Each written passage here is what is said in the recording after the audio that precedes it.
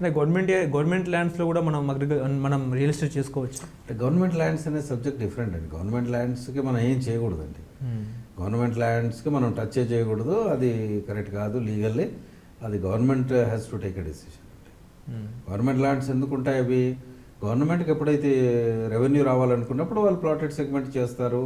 HMDA వాళ్ళు, DTCP వాళ్ళు ఇప్పుడు కోకాపేటలో చేశారు, ఆ ఏరియాలో చేశారు, ఇప్పుడు ఉప్పల్ బగాయత్లో చేశారు. ఆ విధంగా వాళ్ళు రెవెన్యూ జనరేషన్స్కి government will take a decision. అది మనము ఒక ఇండివిజువల్గా గవర్నమెంట్ ల్యాండ్స్కి వెళ్ళడం అనేది కరెక్ట్ కాదు. గవర్నమెంట్ ల్యాండ్స్ అనేటువంటివి ఇప్పుడు కంపెనీస్కి ఇవ్వడానికి యూజ్ అవుతుంది. ఇప్పుడు ఏమన్నా ఫార్మాస్యూటికల్ కంపెనీ కానీ కొన్ని సాఫ్ట్వేర్ కంపెనీ కానీ వచ్చినప్పుడు government will allocate the land for the company.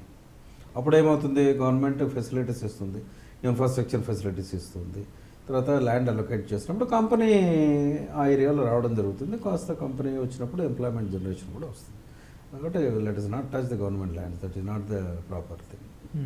అంటే రియల్ ఎస్టేట్ రంగంలో కొంతమంది ఇన్వెస్ట్ చేస్తారు, ఇన్వెస్ట్ చేసిన తర్వాత కూడా కొంతమంది లాభపడతారు, కొంతమంది నష్టపడతారు. అలాంటి వాళ్ళకు మీరు ఇచ్చే సలహా ఏంటి అసలు? రియల్ ఎస్టేట్ ఇన్వెస్ట్మెంట్ అనేది అండి బాగా ఆలోచించాల్సి ఉంటుందండి. It's you have to invest in real estate with lot of caution. తొందరపడి ఎవరో ఇన్వెస్ట్ చేస్తున్నారని మీరు కాకుండా అసలు మీకున్నటువంటి కెపాసిటీ ఏంటి, మీకు ఆలోచన ఏంటి, షార్ట్ టర్మ్ ఇన్వెస్ట్మెంటా, లాంగ్ టర్మ్ ఇన్వెస్ట్మెంటా? మీరు ఒక 5 ఏళ్ళకి అమ్మితే ఒక ప్లాట్ తీసుకుంటున్నాను, ఇప్పుడు 10,000 రూపాయలు గజం పెట్టి తీసుకుంటున్నాను. 5 ఏళ్ళ కనీసం ఒక 15,000 అవుతుందా, 16,000 అవుతుంది? ఎక్కడ అవుతుంది? ఏ ఏరియాలో అవుతుంది? దానికి పారామీటర్స్ ఏంటి? ఆ ఏరియాలో ఇన్ఫ్రాస్ట్రక్చర్ డెవలప్మెంట్ ఉందా, రోడ్ కనెక్టివిటీ ఉందా, ఆ ఏరియాలో ఏమైనా ఎడ్యుకేషనల్ ఇన్స్టిట్యూషన్స్ వచ్చాయా, కంపెనీస్ వచ్చాయా, అక్కడే రెసిడెన్షియల్ డెవలప్మెంట్ ఏమైనా జరుగుతుందా అనేటువంటిది మీరు చూసుకున్న తర్వాత ఇన్వెస్ట్ చేయాలి. అప్పుడే మీకు ఏమన్నా బెనిఫిట్ వస్తుంది తప్ప జస్ట్ లైక్ దట్ ఇన్వెస్ట్ చేస్తే అది కొంచెం ఇబ్బందిగా ఉంటుంది. బట్ మీరు కంపెనీ ప్రొఫైల్ చూడాలి, ప్రీవియస్ ట్రాక్ రికార్డ్ చూడాలి, వాళ్ళు ఏం చేశారనే చూడాలి, అప్రూవల్స్ ఉన్నాయా లేదా చూడాలి, రెరా ఉందా లేదా చూడాలి. ఇవన్నీ మీరు చూసి కాషన్గా మీరు చేసినప్పుడు మాత్రమే దాన్ని విల్ గెట్ ది బెనిఫిట్. అంటే గత కొన్ని రోజుల నుంచి వస్తున్న వార్తలు ఏంటంటే ప్రభుత్వ ఉద్యోగులు కూడా రియల్ ఎస్టేట్ రంగం వైపు మొగ్గు చూపుతున్నారు, వాళ్ళు కూడా వ్యాపారం చేస్తున్నారు అన్నట్టు కూడా మనకు వార్త వస్తున్న పరిస్థితి. అంటే ప్రభుత్వ ఉద్యోగులు కూడా ఎందుకు రియల్ ఎస్టేట్ వైపు మొగ్గు చూపడం? రియల్ ఎస్టేట్ అంటే రండి ఎలా అయిపోయిందంటే real estate is unorganised sector అండి. ఇప్పటివరకు కూడా ఏంటంటే దానికి రెరా వచ్చింది, కానీ రెరా కరెక్ట్గా చాలామంది ఫాలో అవ్వట్లేరు. ఇప్పుడు ఒక లైసెన్స్ తీసుకోవాలి మీరు, రెరా అనేది సర్టిఫైడ్ లైసెన్స్ అనేది ఉంటుంది. ఒక రెరా నెంబర్ తీసుకున్నాకనే మీరు ఒక ఏజెంట్గా పనిచేయాల్సి ఉంటుంది. ఎంతమంది చేస్తున్నారు?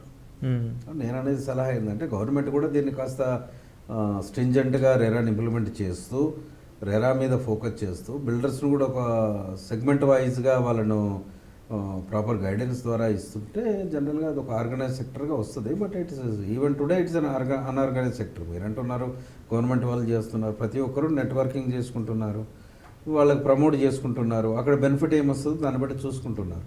ఎవరు ఏమి చేసినా కానీ ఏంటంటే కొనే వ్యక్తులు ఏంటంటే చాలా ఆలోచించాల్సి ఉంటుంది.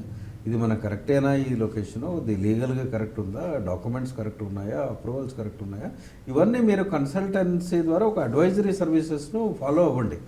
ఇప్పుడు మేమున్నాము, మీరు ఫోన్ చేయండి, మీకు సలహాలు ఇస్తాం, మీరు ఎక్కడ ఇన్వెస్ట్ చేయాలా, ఎక్కడ చేయకూడదు. మీరు ఇలాంటి అడ్వైజరీ సర్వీసెస్ను మేము ఇంట్రడ్యూస్ చేసాం రియల్ ఎస్టేట్లో. మీరు మాకు ఫోన్ చేస్తే, మీరు మాకు వచ్చి కలిస్తే మేము గైడ్ చేస్తాం. మీరు ఎక్కడ, మీకు ఎంత ఇన్వెస్ట్మెంట్ చేయాలి, ఎక్కడ చేయాలి. ఇప్పుడు ప్రతి ఒక్కరు చెప్పిన దాన్ని నమ్మకుండా దాన్ని ఫుల్ డెప్త్ అనాలిసిస్ చేసి మీరు దాన్ని you can take a decision. అంటే ఎటువంటి సంస్థల్ని మనం అప్రోచ్ అవ్వాలంటారు? రియల్ ఎస్టేట్ కన్సల్టింగ్ అనేది చాలా ఉన్నాయండి మార్కెట్లో. మీకు ఎవరు దాన్ని ప్రాపర్గా ఉన్నారని మీరు జడ్జ్ చేస్తారు. అంటే ఎవరిని నమ్మాలి, ఎవరిని నమ్మకూడదు అంటే అడ్వైజరీ సర్వీసెస్లో అంటే మీరు ఇప్పుడు క్వాలిఫైడ్ పీపుల్ ఉంటారండి, వాళ్ళని అప్రోచ్ అవ్వండి. మీరు ఇప్పుడు మేమున్నాము, వికీరియల్ ఉంది మాది, వికీరియల్ని మీరు కన్సల్ట్ అవ్వండి. మేము మీకు మాకున్న అనుభవాన్ని మీకు ఎక్కడ ఇన్వెస్ట్ చేయాలి, చేయకూడదు అనేది మేము డెఫినెట్గా వీల్ గైడ్ యూ ప్రాపర్లీ.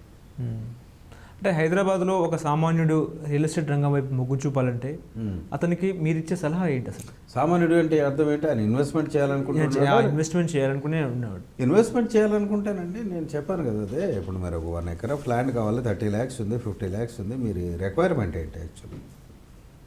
ఇప్పుడు మీరు ఒక అపార్ట్మెంట్ కొనాలనుకుంటున్నారు, ఎంత ఇనిషియల్ క్యాపిటల్ పెట్టాలనుకుంటున్నారు, ఎంత లోన్కి వెళ్ళాలనుకుంటున్నారు?